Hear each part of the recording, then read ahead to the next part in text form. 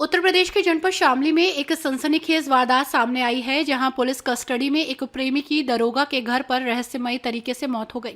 इस सूचना के मिलते ही शामली पुलिस में हड़कंप मच गया और आनन फानन में पुलिस के तमाम आला अधिकारी घटनास्थल पर पहुंचे, मौके का मुआयना किया।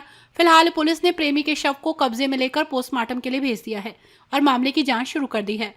ये पूरा मामला जनपद शामली का है, जहां पुलिस विभाग में हड़कंप मच गया। उन्हें सूचना मिली कि एक दरोगा के मकान में पुलिस कस्टडी में एक प्रेमी की मौत हो गई। इसके बाद पुलिस के आला अधिकारी घटनास्थल की तरफ दौड़े और वहां का मौका मुआयना किया।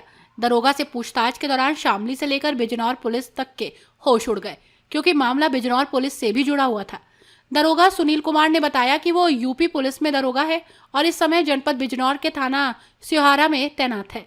उसके मुताबिक कल एक युवक द्वारा एक लड़की का अपहरण कर ले जाने का मुकदमा लड़की के परिजनों ने दर्ज कराया था।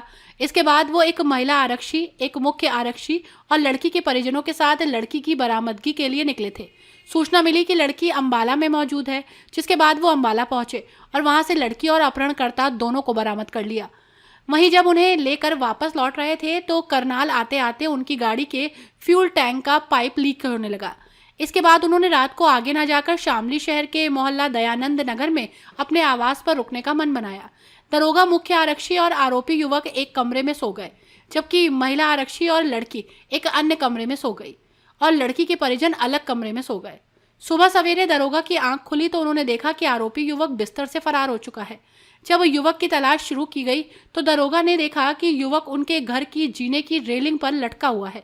इसके बाद दरोगा ने पूरे मामले की सूचना शामली और बिजनौर पुलिस के उच्च अधिकारियों को दी। शामली अपर पुलिस संतोष कुमार और पुलिस फोर्स मौके पर पहुंची और जांच पड़ताल करते हुए मृतक के शव को कब्जे में लिया और पोस्टमार्टम के लिए भेज दिया। मृतक युवक के परिजनों ने पुलिस पर गलत तरीके से घर ले जाने और वहीं पर मौत हो जाने का आरोप लगाया। अब परिजनों ने कोतवाली पुलिस को तहरीर देकर पूरे मामले की जांच कर कानूनी कार्रवाई किए जाने की मांग की है। ये 2-3 साल से दीपक का प्रेम प्रसंग चल रहा था इस लड़की से। प्रेम प्रसंग के चलते ये लोग घर से निकल गए थे। घर वालों ने शिकायत की थाने में। पुलिस ने इनकी तलाश के लिए निकली थी, जिसमें इसका एक साथी था निपेंद्र। उसको परिवार वालों ने पकड़ लिया था, वो शक के आधार पर, और इसको ये तलाशने के लिए निकले थे चंडीगढ़ के लिए। बीच रास्ते में इनको लोकेशन मिली इसकी अंबाला की। अंबाला से इनको गाड़ी में ले लिया। कौन लोग निकले थे तलाश में? तलाश में सिहारा थाने से दरोगा सुनील कुमार और उनके हमरा, ये लोग निकले थे उसकी तलाश के लिए। इनको रास्ते में लोकेशन मिल गई, अंबाला की कॉल आ गई थी उसकी कि अंबाला है वो। उसको लेकर के दरोगा जी गलत तरीके से अपने आवास पर ले गए। लड़की वाले पक्ष से 8-7 लोग थे। जो लड़की को भगाने वाले थे वे सिर्फ 2 लड़के थे।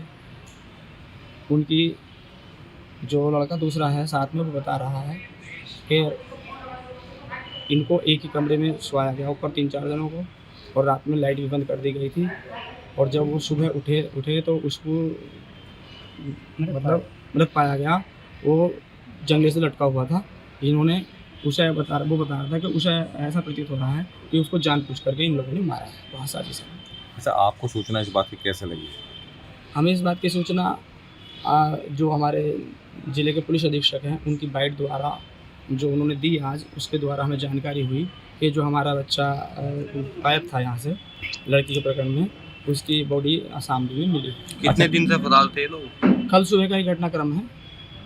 कल 13 तारीख का सुबह 4 बजे ही इनको जो है प्रकरण चला है और इतनी देर में ही सारा कुछ हो गया। अच्छा, तहरीर में क्या दिया है अब आपने लिख के थाने में? अब तहरीर बना रहे हैं लोग, जो हम लोग हैं जो पूछ रहे हैं, जो पूछा है, और हम सोच समझ कर तहरीर दे रहे हैं। हम चाहते हैं इसमें कोई भी निर्दोष ना बचे, फंसे, और जो दोषी है वो किसी की मृत्यु बख्शा नहीं। अच्छा, क्या मान के चलते हैं, क्या हुआ होगा? मतलब किसकी गलती मानते हैं आप सबसे बड़ी?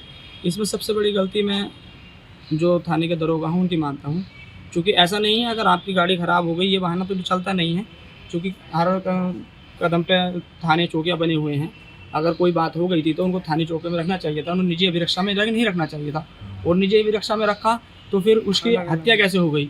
उसके गला घोटने के लिए रुपट्टा कहाँ से आ गया? उसको कमरे से कैसे निकलने दिया गया? जो आक्रोशित लोग थे, जो 5-7 लोग उसका पीछा कर रहे थे और जो जांच के लिए दरोगा जी निकले थे, उनकी गलती इसमें सीधी-सीधी जाहिर हो रही है, क्योंकि उसके लाश पाया जाना उनके निजी आवास पर ये संदिग्ध है और हमें हत्या प्रतीत होती है। बरामदगी की सूचना मिली थी आप लोगों को कि बरामद कर लिया हमने अम्बाला से? मैंने कहा हमें एसपी साहब की बाइट से पता चला, हमने फिर दायरे थाने संपर्क किया तो हमें पता चला कि वहाँ आप शामली चले जाइए। अच्छा, आप लड़के के क्या लगते हैं? लड़का मेरा मेरे भाई है, मैं उसका पुत्र हूँ। क्या नाम था उसका? दीपक। कौन से?